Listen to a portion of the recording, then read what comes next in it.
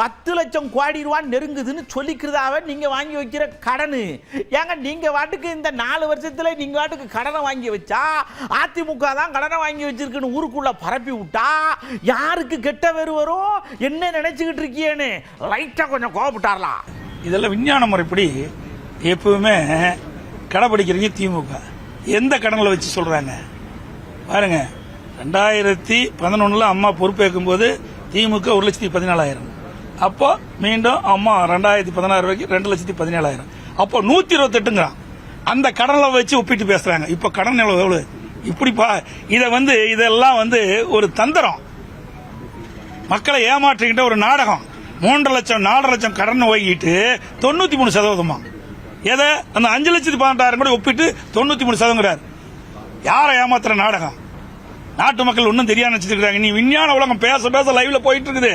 இன்னைக்கு எல்லாம் படித்த மாணவர்களும், இன்றைக்கு தமிழகம் அறிவுபூர்வமான மக்கள், சிந்திக்கக்கூடிய மக்கள். ஆக இவரெல்லாம் ஏமாற்ற முடியாது. இப்படி டேலி பண்ணிலாம் ஏமாற்ற முடியாது. நீ வாங்கினது 4 லட்சம் கோடி, இதுக்கு முந்தி 5,18,000 கோடி இருந்தது. அப்போ எவ்வளவு சதவீதம் கண்டிட்டு பாருங்க. பழசு 5-18, இப்ப எவ்வளவு சதவீதம் வாங்கியிருக்கிறீங்க? 73 ஆண்டு காலம் பல்வேறு கட்சிகள் ஆட்சி செஞ்சன.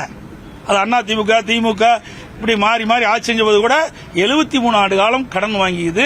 2021 வரைக்கும் 5,18,000. அதற்கு பிறகு 4 ஆண்டு காலத்தில் 4 லட்சம் கடனை வாங்கி எந்த ஒரு புதிய திட்டமும் இல்ல.